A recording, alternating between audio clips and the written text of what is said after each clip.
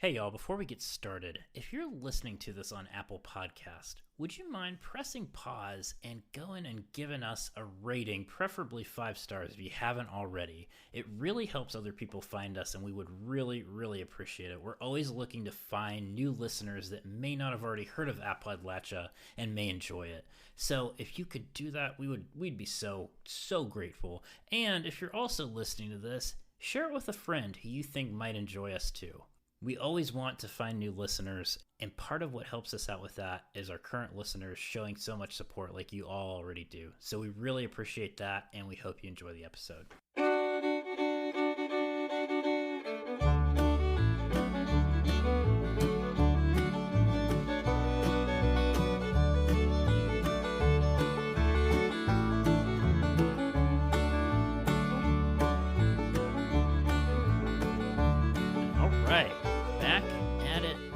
Again, it is a beautiful Sunday, August 30th, when we're recording this portion. Big John, how are things in West Virginia right now? I'm in the beautiful state of Virginia, not the best Virginia, but still a pretty good Virginia right now. How are things in West Virginia? They are slowly coming back to normal, I think. But I mean, what is normal? You know, that's become the question. I'm kind of feeling it. I'm feeling the COVID fatigue. I'm sure there's going to be a word for that at some point. I think, like, my wife and I were talking about this. I was doing pretty well for a while, but now I'm just like, I'm losing my mind, man. I am losing my mind. Yeah, it's hit me a couple weeks ago, and it just keeps dragging on. Like, every day I'm just like, oh yeah, I feel better today. And like 30 minutes in, I'm like, well, I'm already tired. Yeah, and I'm tired of looking at the same wall every day in my house. Speaking of keeping our attention on something important, John, as you know, because you were a part of this podcast since its inception, we've been following this organization for a long time, Queer Appalachia. As our listeners know, it is an organization that has been through a little bit of a controversy, I think you could say, financial and otherwise. And I won't go through the full explanation right now. You can go back and look at our bonus episode on Queer Appalachia. It was, was it last week? It was last week on Thursday. 2 episodes ago. 3 when this comes out. And that will tell you all you need to know about the background. Well, for the intro here, we wanted to just give a little bit of an update before we get into our fantastic interview today. A little bit of an update. John, you wandered across the Queer Appalachia website. It was down, I think, this time last week. It is now up with an update. And the update, I'll let you fill in some of the context, but it looks like they are speaking to an attorney and are taking maybe the first steps in some sort of financial disclosure. Is that your take? Well, I think it's clear they hired the attorney. I don't think they're just speaking. I mean, this is their attorney of record. There you go. Attorney of record Robert Dunlap, Beckley, West Virginia. And so reading from this, it looks like it's a little bit of attorney boilerplate on here. Queer Appalachia, apparently, according to their website right now, has applied to be a 501c3 nonprofit. And so it looks like they're doing that. That's really, I think, the bulk of the information here, other than they did hire an attorney and they posted very scant details about certain financial disclosures, which I'm not really sure what to make of them. I think my favorite part, like, first, Chuck and I, when we were reading this, we noticed there are some grammatical errors throughout, which a little bit. I won't judge. We don't care. We don't care about that. The problem is, at some points, it makes it difficult to read. Yeah, a little bit. But my favorite part of this, Chuck, is when they're talking about the 501c3 status, is this sentence. Frankly, we were previously apprehensive as we did not want to succumb to the demands made wherein. And then it goes on to say they didn't want to break the trust and the confidentiality of the people that would receive the benefits. But if you take the last part off, it just says, we didn't want to deal with the demands of having to file as a 501. I mean, I get it. Or 501c3. It's a pain in the ass, man. But right, like, I don't want to do it either. But turns out, like, you have.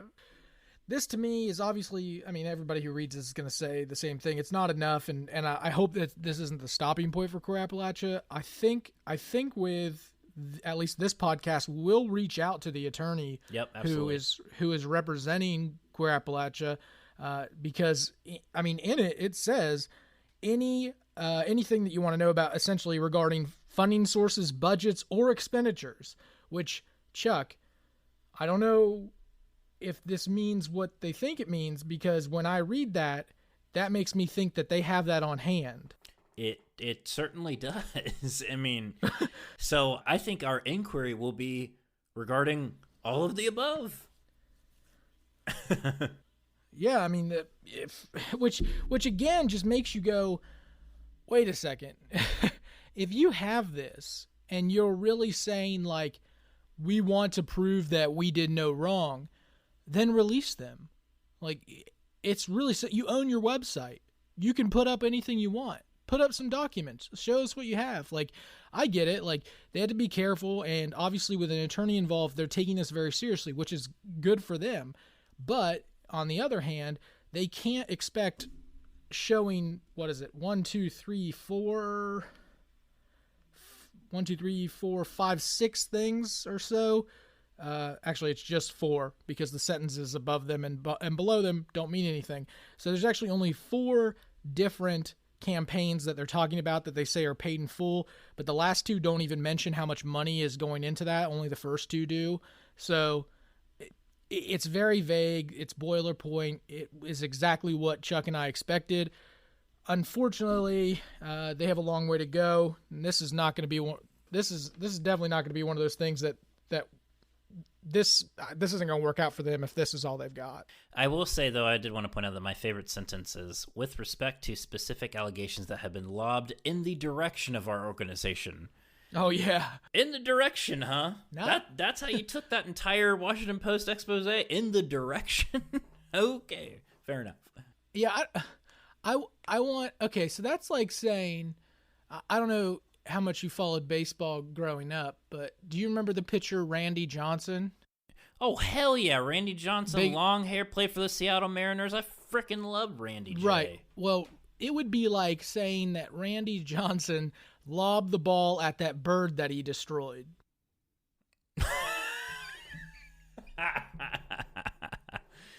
That's a deep cut, man. That's gonna take some Googling for some of our listeners. Right. I mean, if you haven't seen it and you're not, I guess, squeamish, because it's not really that bad, but I mean, it is a bird getting destroyed by a fastball. But that's exactly what I think. Like the Washington Post article is Randy Johnson, and the bird is Queer Appalachia. There is no lobbing it. Like, they hit you with a fastball. So now it's like, it's either, hopefully get out of the way, or that's kind of your fate. I mean, it's up to you. Like we said, we will keep you all updated, and we will let you know when we hear back from their attorney or anything else that develops. But the interview that we have today is a big one. We are speaking with Chris Hamby. Chris is an investigative reporter for the New York Times. He won the Pulitzer Prize for investigative reporting in 2014 for exposing how coal companies rigged a compensation system to deny benefits to sick miners. And is that subject that we're actually talking with him about today, because he's got a new book out. It's called Soul Full of Coal Dust. It primarily follows the stories of attorney John Klein and a coal miner named Gary Fox. And they're very incredibly compelling stories, these two individuals and all the other people that are mentioned in the book. Chris did a fantastic job with putting this all together, and something that clearly comes out both in the interview and in the book is just the passion that he has for Central Appalachia and just the amount of work that he put into this project. I mean, I think he spent like 6 years on it. It's pretty incredible, dogged reporting, and it's something that I really appreciated reading, and I really appreciated talking to him in this interview. And like I said, I think it's just really cool to see how somebody who wasn't familiar with Appalachia went there and really invested time and effort in getting to know the people and understanding the real underlying issues that he was reporting on. Yeah, if you listen to this podcast because you like to hear my voice, this is not the episode for you. I was very happy to take a back seat in this interview. This was mostly, I mean, trust me, I'm a huge fan of Chris, but I am not as much of a fanboy as Chuck. Yeah, don't put yourself down, Big John. You still ask some really insightful questions, and I think it'll come through to the listeners in the interview.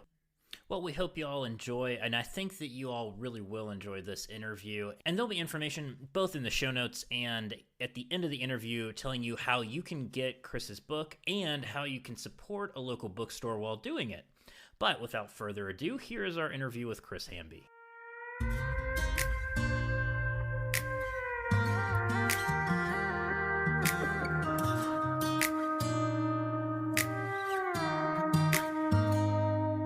Chris, thank you so much for coming on our show today and talking with us. You know, I was reading through your book, and it really brought me back to the time when I first became interested in the politics around coal mining and the issues that coal miners faced. And that was in 2010 after the Upper Big Branch mine disaster. It really was reminiscent of all the issues that were happening at that time and that still persist today. And so I'm really excited to talk to you about this and about your new book. Well, that's really nice of you to say that. And yeah, it was funny because the Upper Big Branch is ultimately what led me into this too, in a little bit of a different way with the black lung component to it. But yeah, I mean, I think that was kind of a catalyzing moment for a lot of people. Well, I think that's a great place to start. Chris, I'm wondering, so you grew up in Nashville, you went to school outside of Tennessee. How did you end up in the coal fields of central Appalachia reporting on issues like black lung with coal miners?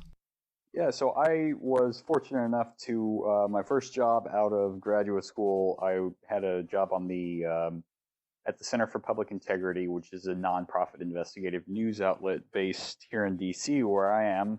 And so I was on a team that worked on environment and labor issues primarily, and we had gotten an embargoed report of the Upper Big Branch mine disaster, which was, in 2010, 29 men killed, worst coal mine disaster in 40 years.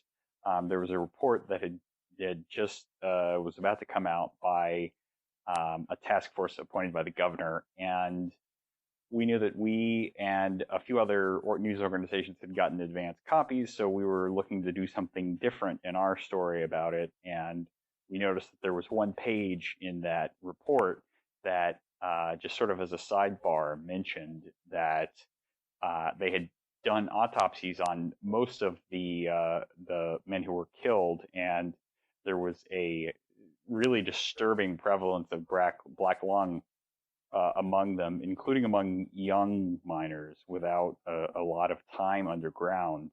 And then they sort of just briefly noted that this is part of a larger trend that government researchers have been documenting for a few years.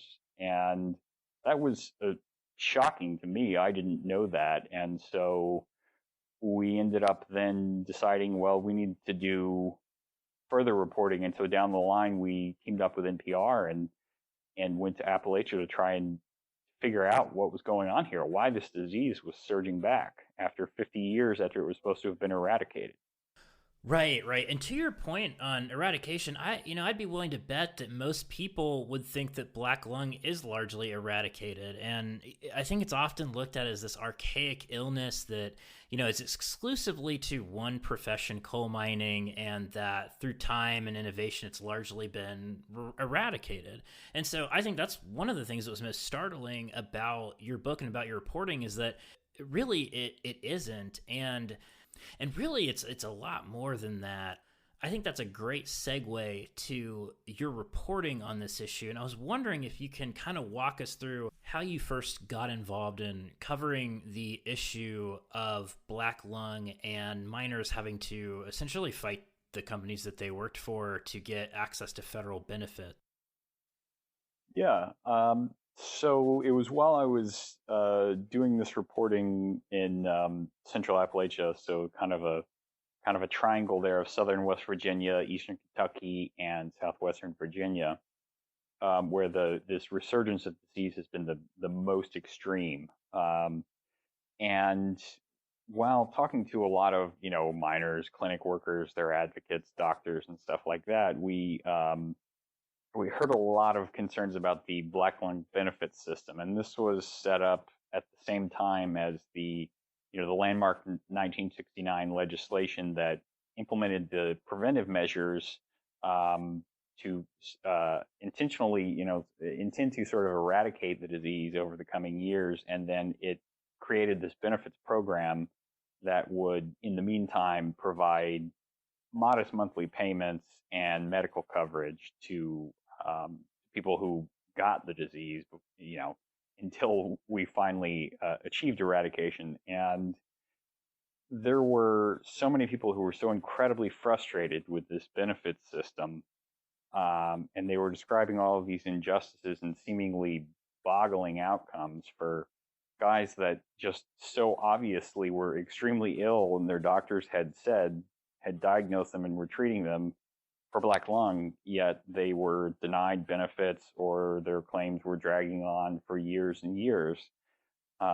And so, I was a little bit wary of getting into that, but it was, I kind of ultimately got pulled into it by the lawyer, John Klein, and the case of a coal miner named Gary Fox, which they ultimately became the two primary characters in my book now. And, I've spent past 6 years kind of researching and telling their story as part of the larger picture here.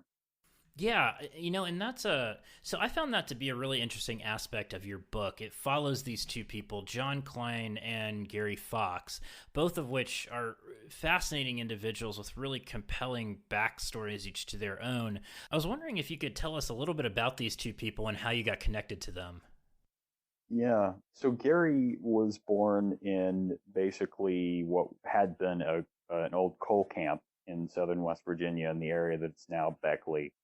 And his family didn't have a lot of money. His father was a coal miner, and so he, spent much of his life working to be able to provide for a better life for his ultimately his wife and daughter and future generations. And then, John Klein, the other primary character in this book, is a guy that you meet some people like this and you don't think that they almost seem too good to be true. So I spent a lot of time getting to know him to sort of see if it was,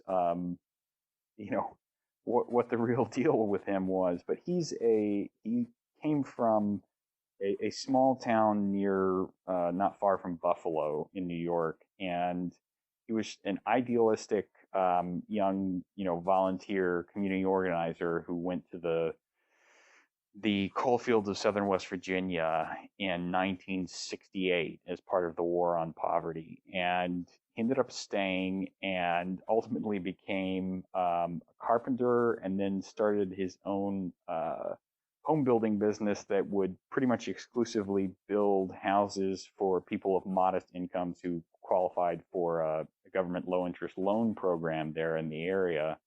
And then he began working at a rural medical clinic, advising miners on the basics of getting medical care and starting to file a benefits claim for black lung.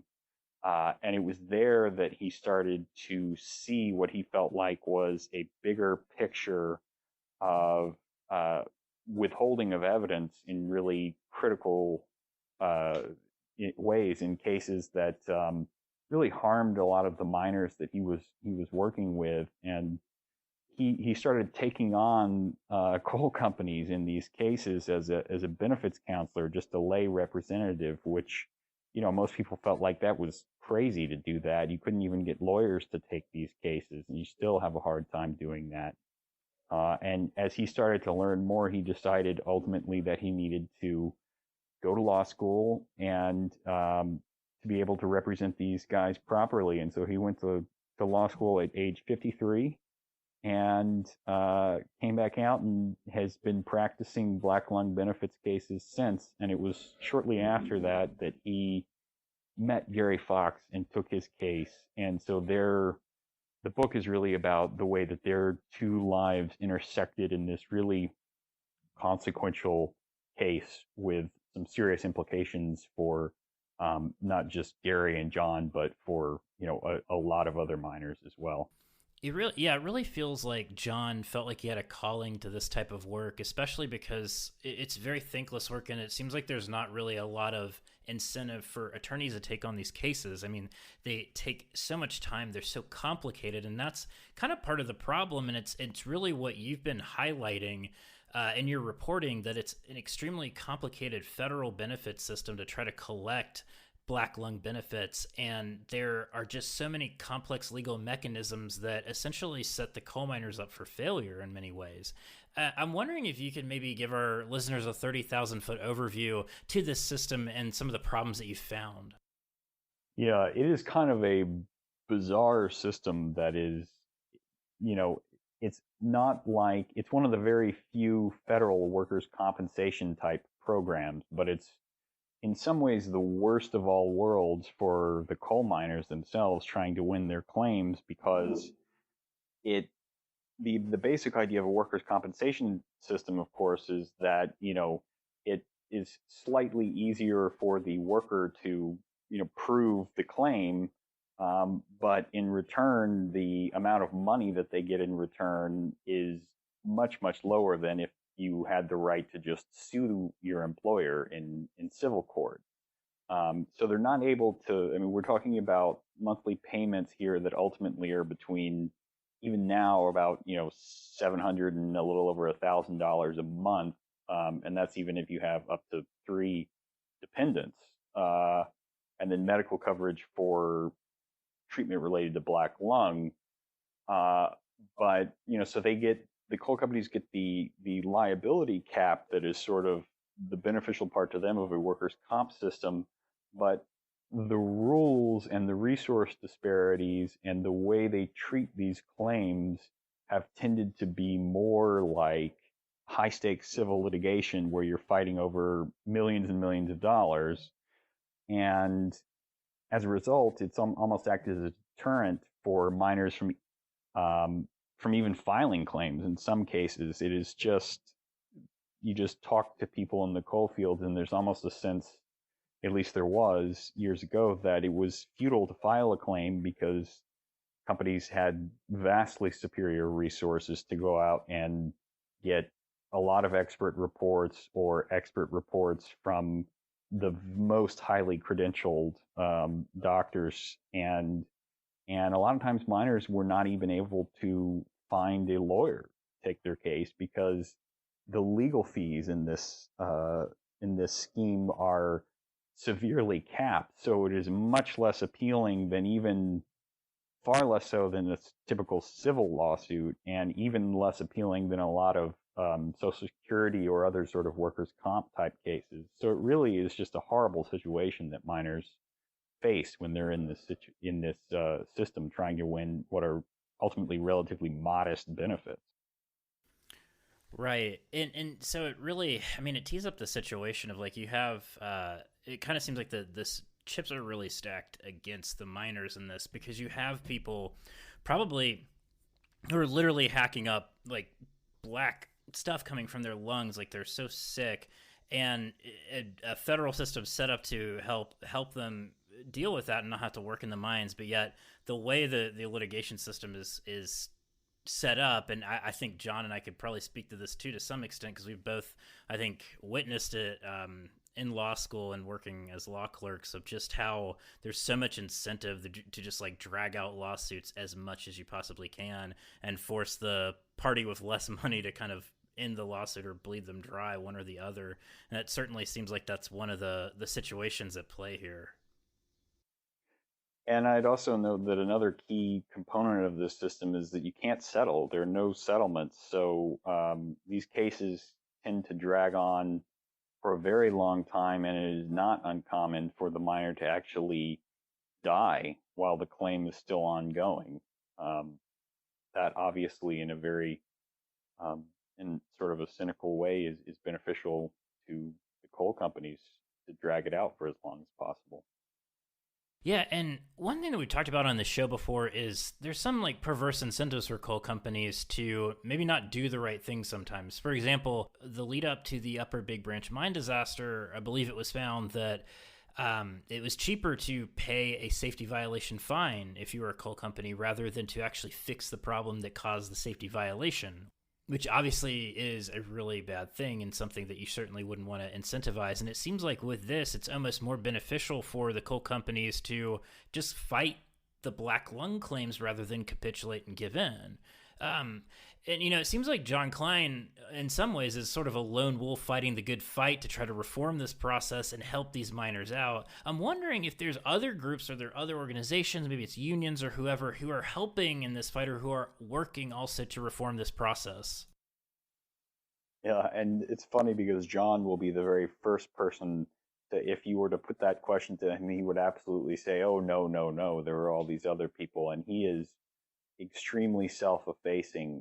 He has certainly been at the center of this coalition, but there has been, since really the sort of the late 1980s, early 1990s, the reinvigoration of the Black Lung movement.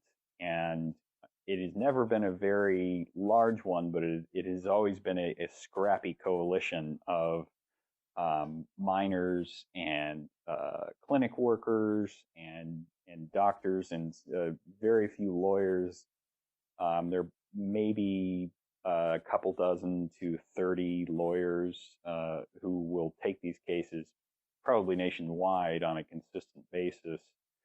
And then there, certain advocacy groups, but it's a Black Lung Clinics associations, but it's all, it's pretty small. And I think the remarkable thing to me in working on this book is that they actually have, they had a lot of setbacks over a number of years, but, in the last few years, they've been actually able to achieve some remarkable reforms that have really improved people's lives in a measurable way.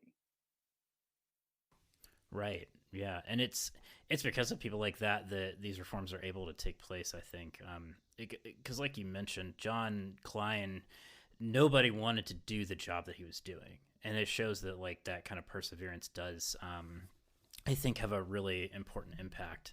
I want to touch on a couple of other things. I think like when you're looking at this, what is the current status of the federal black lung compensation laws today? Has there been any recent reform, or is John still in the trenches fighting this fight?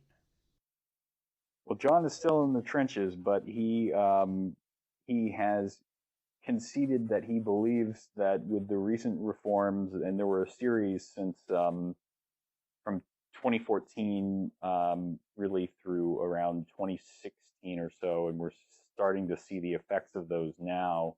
A few things that were done that were pretty significant in terms of restoring some fairness to the system, and I think we're starting to see some positive effects from that. And so John is even acknowledging that the system is significantly more fair now than it was years ago, but he still loves a good fight. But it's still not where it needs to be, and I think obviously some of the resource disparities and the difficult standards of proof are sort of baked into the system from the way Congress designed it. But there are also serious sort of threat is the funding for the program, and with so many companies now becoming, going into bankruptcy, they are having a hard time, they say, being able to pay these claims, or they're discharged in bankruptcy proceedings. And so it's falling to a government trust fund that was created to finance the benefits for miners in a lot of these cases. And that trust fund relies on taxes on the coal industry per ton of coal mined. And not only is the industry, production is dipping somewhat, but the bigger issue is that the Congress allowed the tax rate to revert to a very low rate that was deemed unsustainable even by the Reagan administration, has been much higher since. And if they've only temporarily extended it, but if they do not act by the end of this year, that rate will revert back again. And the Government Accountability Office has warned that there's a real risk of insolvency here. Yeah, and I think you may have actually answered my follow-up question to that, which had to do with coal companies and the bankruptcies. I think it's 50 coal companies since 2010 have declared bankruptcy, and the industry seems to be on a downward decline in profitability. And just with other resources being used in place of coal that are cheaper, it really does seem to create a problem when it comes to that benefit system. I do want to pivot a little bit away from this and talk a little bit about your experience in Central Appalachia. I believe you mentioned that you were doing this reporting for 6 years. I'm sure you spent countless days, weeks in parts of southern West Virginia, eastern Kentucky. Would love to just know your general takeaway of the region and some of the people that you met. Yeah, it was just an incredible privilege to get to report this story. I mean, I think that the desire to keep going back was part of the reason probably that I did the book. Um, but, in addition from the incredible sort of story of these two men that we described earlier, but yeah, I mean, I first started that Upper Big Branch report that I mentioned that we got was in 2011. So I've really been doing, reporting on black lung off and on from then to the present. And, more intense times at periods in there. And you're right, I've lost count of how many times I've been to the area, primarily the southern West Virginia area around Beckley. And it's just, there's a certain draw to it that it's just really hard to describe, but it's a combination of the land and the people, and it's just, I mean, it's obviously very beautiful to anyone who's ever been there, but it's something more than that too. And the people are just so welcoming, which was nice, and a little bit surprising, I guess, because I'm coming in as this outsider, and I really didn't want people to feel like here's this, some guy coming in and he's gonna spend a couple of days here and write about us and, maybe exploit us for his own personal gain or for some sort of agenda. And I was really worried about that. And I didn't want that to be the case. So I really was delighted that these people invited me into their homes, and that I had, the privilege of just having time, both that I could spend on this book and that they gave me of their time, so that I could just talk about random things with them and talk about the mines. And I got to where I really enjoyed just sitting down with someone, and I would just sort of ask them about all the mining conditions and the seam height and what equipment they were using. And it was just fascinating to me. And you get some of these people going, and they're really smart about this stuff. I mean, what people may not, I think it really busts the stereotype. That's one thing I'm hoping to do in the book as well, is that, a lot of people look down on coal miners and people in Appalachia. They're really smart. They may not have the privilege of access to some formal education that some people, do in other parts of the country, or different economic status, but this is not an easy job, and it takes a lot of knowledge and intuition and toughness. So it was really, I mean, as you can probably tell, I've stayed in touch with these guys many, over the years, and it's just a real pleasure to talk with them, and to have gotten to know them. That was one of the things that I found too. Even living here my entire life, Chuck and I are from Parkersburg, so Parkersburg is not a coal area at all. I mean, coal miners and people's families and stuff like that, but you don't really get to know people in your everyday life that are coal miners unless they're traveling all the way down south. But one thing that I found when I was in law school was that we had a couple people who used to be coal miners who were becoming lawyers. And you're right, there is this stereotype that like coal mining is a less than job and these people are like quote unquote less than. But in actuality, they're really intelligent human beings. What they know is very specific, and it's something like I will never understand. And they are able to use what they know from the coal fields and become really good attorneys.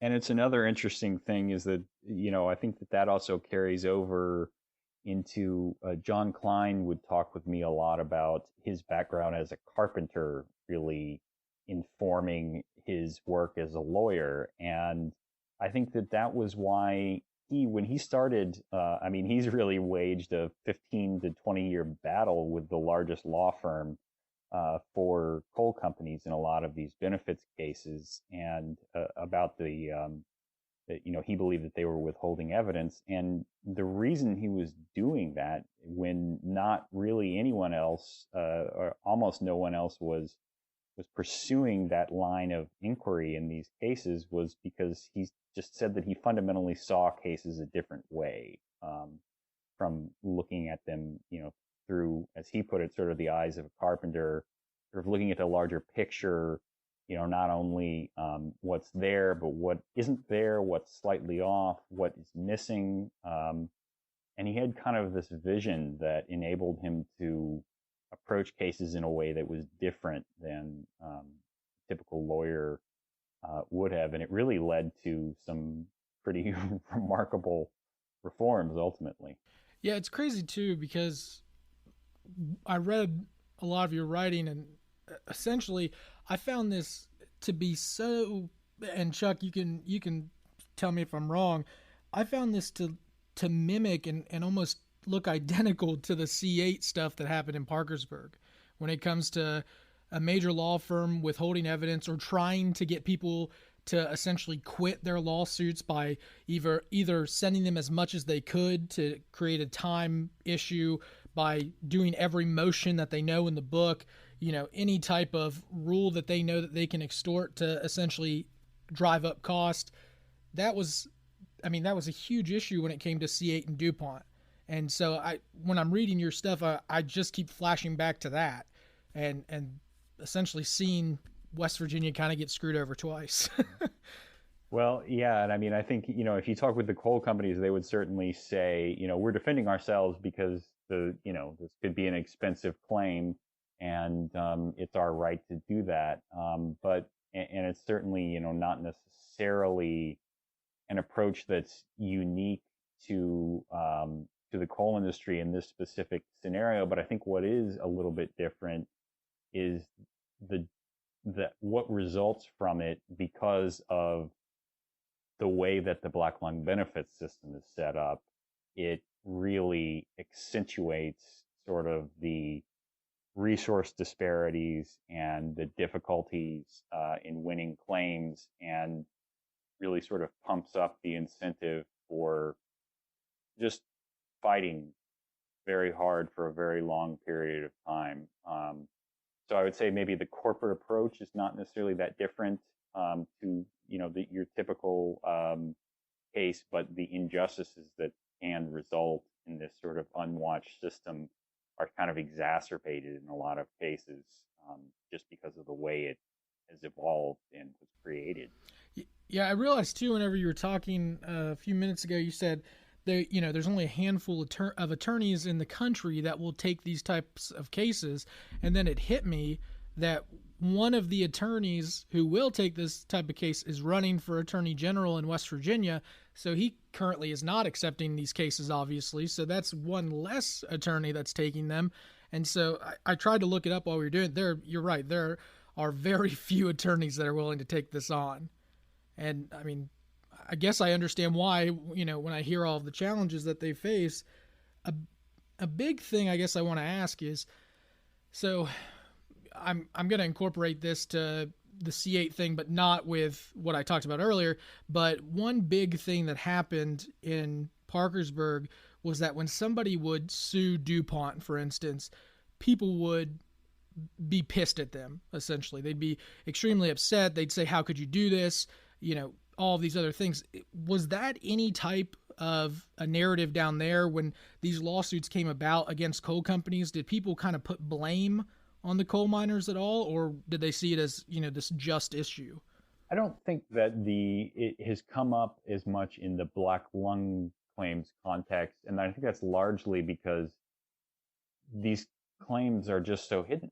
I mean, no one really knows. I mean, they are not big civil lawsuits that, get written up in the paper. They're, claims that are handled in this obscure administrative court proceeding that most of the records in the case are confidential. So there's just not a lot of the scrutiny on the outside. Now, I will say in some other cases that I describe in the book, certainly there has been that attitude that, for instance, there was in Sylvester, West Virginia, there was a case where the community members sued Massey Energy because they alleged that coal dust was blowing over from their facility onto their property and in their schools and everything. And there was definitely a sense there that, Massey is the biggest employer in this area. And there was a real concern, that it was going to put Massey out of business. And I think, that better than I do from living there. I mean, that's something that really comes up, and it's sort of an unfortunate byproduct of the fact that, the economy there is so inextricably linked to coal, or has been for so long, that, it's not an unreasonable concern for people to worry about what effects different policies or lawsuits are going to have on the main employer in town. Yeah. I'm kind of curious. You mentioned that you've remained in touch with a lot of these miners and these people that you've worked with, you've reported on throughout the years. I'm wondering if you've been in touch with many of them, particularly the ones that do have black lung recently during this pandemic. I imagine that that they're some of the most vulnerable people during a pandemic where the illness is a respiratory one. Yes, that's absolutely true. And I have been in touch with a few of them during the pandemic. And that's, including one guy who underwent a lung transplant and is severely immunocompromised. And so, they're very nervous and they are holed up at home, and they're trying the best they can, and a number have said they wish more people would wear masks. Well, that's definitely good to hear from them about that, but it is something that's it's so difficult to kind of conceptualize, because I'm sitting at a desk in a house. These folks are going down deep in these mines and working extremely hard jobs every day, and they have to deal with all these injustices. And then on top of all this, you have a global pandemic that makes them one of the most vulnerable populations in the world. It's so sad to see, but I really have appreciated your book and just your reporting on this in general, and following these stories and telling these stories. I think it's so important for the region, but also just for coal miners in general. I think there's so many misconceptions and just like narratives out there about the profession and about the people who work it that are unfair and just don't really talk about the people themselves and don't really fully reflect the stories that they have. And they're some of the most incredible people that I personally ever met. And so I really enjoyed that aspect of your book, because it was a really intimate portrait of those people, especially Gary Fox. One thing to kind of put a button on this, I wanted to ask is, are you still covering this issue? Are you working on other things, or do you plan to revisit this in the future? Or is this something that you've, no pun intended, closed the book on? This is something that I continue. Obviously, I have a personal interest in this. And, I think if there were something that warranted it, I certainly would report further on developments. I mean, I'm working on a lot of other things in my day job right now, but regardless, I just find various excuses to keep in touch with these folks, and sort of that I mentioned some of the miners and some of the people in this small coalition of advocates, and just to hear what's going on. And I'll actually be remotely speaking at a Black Lung Clinic's conference, their annual conference upcoming in September. So I'm really thrilled that they asked me to do that, and hopefully that'll be another excuse to to chat with some people, even if it does have to be virtually. Yeah, no, definitely. That's great to hear. Well, Chris, your book, Soul Full of Coal Dust, A Fight for Breath and Justice in Appalachia, I loved it. I thought it was a really, really great book, really thoughtfully reported, and I really encourage all of our listeners to go out and read the book, buy it. And that brings me to the question is, where is the best place that our listeners could find your book? Yeah, well, thanks so much. It's really great to hear that, especially from, someone who knows the area and the subject matter.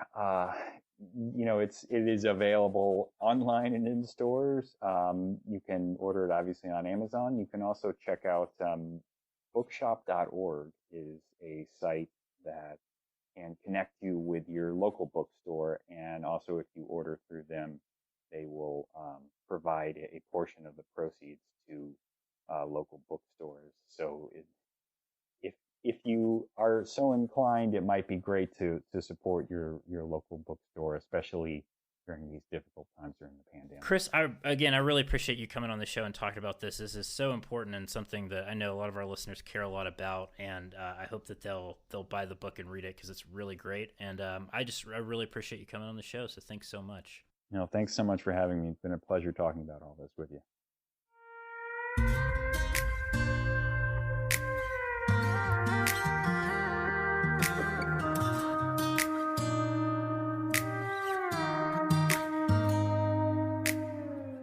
All right, that was our interview with Chris Hamby. Again, I think as you all saw, he put so much time and effort into this story and following these people.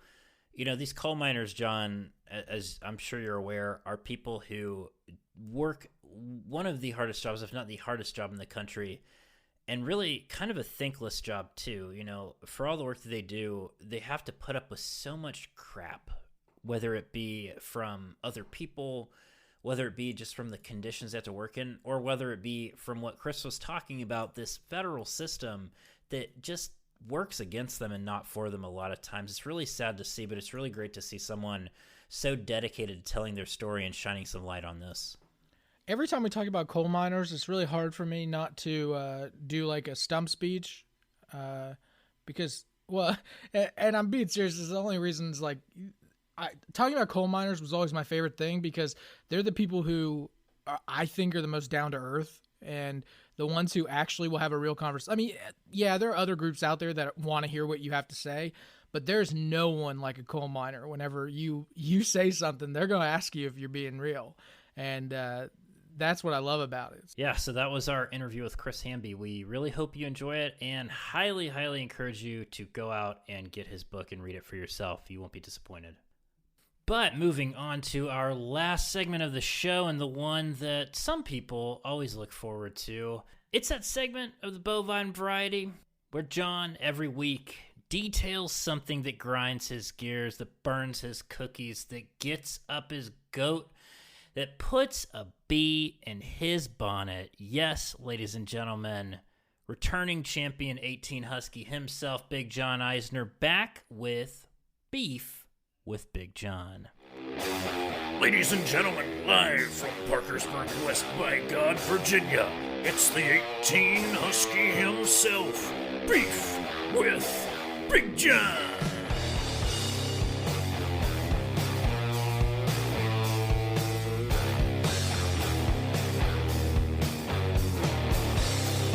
Look, first thing I want to say here, Chuck, is Wakanda forever. That's what I want to start with. It's not really a beef, but I mean, come on, Black Panther. 2020 sucks, man. But the crazy thing is, like, that Chadwick put people to shame, like, physically every single day, and then to find out that he was battling 4 years of colon cancer, stage 4, is absolute. There's literally no excuse for anyone to. He did Black Panther while probably undergoing chemotherapy. Did you see the video of him? I think it was going around. I think Kara Swisher shared it, where he was on Jimmy Fallon. Yeah. And where he would go. So fans would come up, and I guess they thought that they were recording like a video for him, and saying like how much they really loved Black Panther, how much it meant to them as people, and particularly as Black people. And he would come out and surprise them, and it was really beautiful. It was a beautiful video, and it just was like, I don't know. Obviously, I didn't know him, but just everything I read about him, that's the kind of person he was, and it's a shame that the world was robbed of him so soon. So yeah, Wakanda Forever. Also, if you haven't seen any of his other movies, go watch it. 42 is insanely good. Like, that movie made me like baseball again. So that's all I'm saying. Anyway, let's get to the nuts and bolts of it. What's grinding my gears this week? It's pretty simple, Chuck, and it's not really, I gotta admit, it's not Appalachian specific. Okay, I'm going out, I'm breaking my own rules, because guess what? It's my segment. I can do what I want, I think. Probably. And until we sign a contract. Until we sign a contract that says, John, your beef's got to be this, right? Which will never happen because we ain't selling out. Well, we might. If there's enough money. No. Yeah, that's not true. If there's enough money, we'll talk. But if Kingsford Grill comes to it's us over. and wants to sponsor the beef segment, oh boy. All right. I've got big beef this week with a certain group of people, Chuck, which I know what you're thinking. Whoa, John. You can't just pick a group of people. Turns out, pretty easy. Able to do. That actually wasn't what I was thinking, but go ahead. Certain group of people, pretty easy to pick out, and these are the people who have the audacity and the stupidity to try to justify what Kyle Rittenhouse did. And if you are, I guess, under a rock, I can tell you what happened. Kyle Rittenhouse is, I'm going to say this word, accused, because there hasn't been a day in court, and I believe that we should start using that again. He's accused of being a single shooter in Kenosha. Is that how you pronounce it? Yeah. Kenosha, Wisconsin, where he shot multiple victims, and 2 of them, I believe, have now passed. There are a group of people now that have decided to turn this into a new race war, and the ability or inability, I guess, to justify things like this.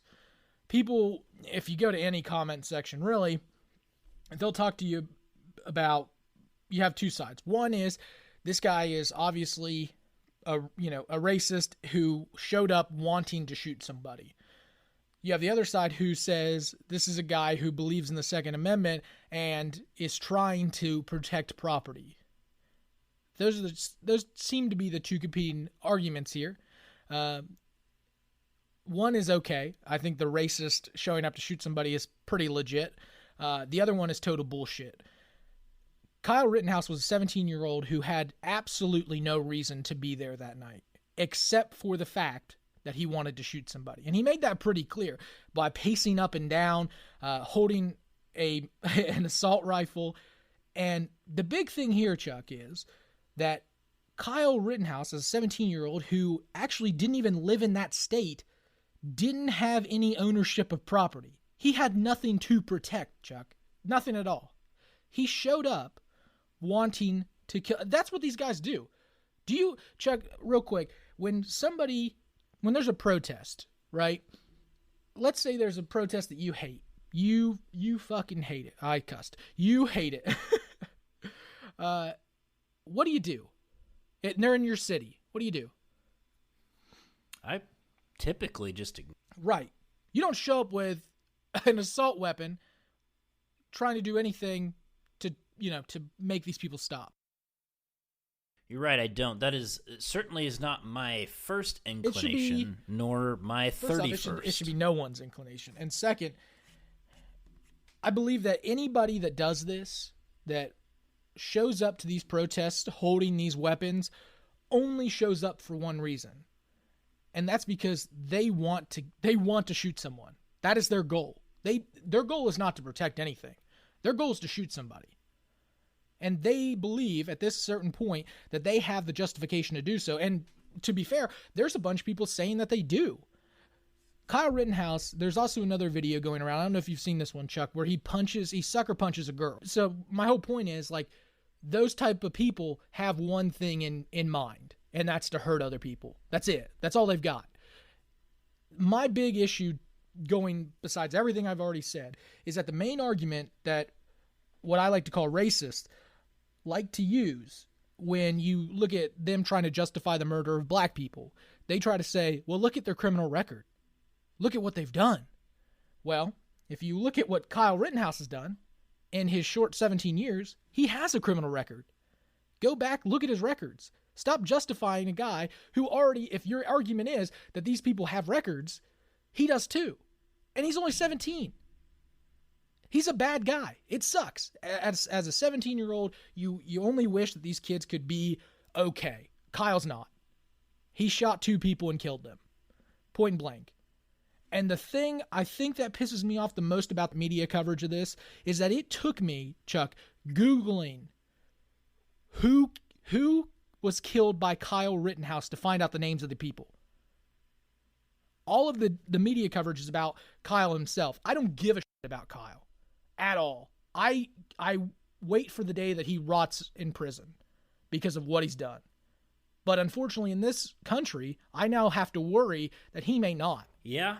It's also like, I think just like the conversation around it has devolved so much, and there's so much justification of which is disgusting, and all these like Second Amendment rights people, which like John and I support the Second Amendment, and this is what besmirches the name of responsible gun owners too.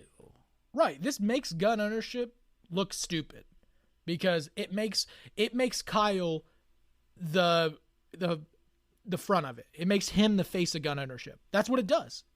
And so when you have these things, then you have arguments that try to justify people like Kyle. It only hurts any Second Amendment argument that you have. And the reason I brought up the names, because I want to say the names, because I don't think that they're getting enough attention. And that's Joseph Rosenbaum, who was 36 years old, and Anthony Huber, who was 26. And there was actually another injured person who was Gage I'm going to mispronounce this, I'm so sorry. Grosskreutz. He was also a 26-year-old. I say was, but he is still, as of this article, still alive. This guy is... I miss the days in this country, Chuck, where we looked at a person and said, bad guy, bad person, put him away. I miss those days. There are not two sides to everything. There shouldn't be. And there shouldn't be a side that justifies Kyle Rittenhouse at all.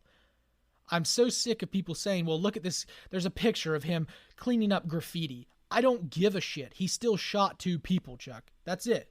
You know what one of the most famous pictures is, Chuck? Charles Manson singing in a church. It doesn't matter what people do. It matters. Oh, that's right. I forgot that Charles Manson was known for singing in a church. Right. These are the things. The justification here is stupid. If you justify them, do me a favor. Look down at your phone, hit the pause button. You might want to listen before you do this. Take off your headphones and never listen to this podcast again. Well, John, this is not a controversial take for me to jump in on here, but I agree. Well, that's our show. Thanks again for listening. Really appreciate it. Hope you enjoyed the interview. And like I said, go buy his book. Go buy Chris Hamby's book. It's really great. You'll love it, I'm sure. And we'll be back. In fact, we'll be back Thursday for a special bonus episode. So look for us then, and look for us next Tuesday on Appodlachia.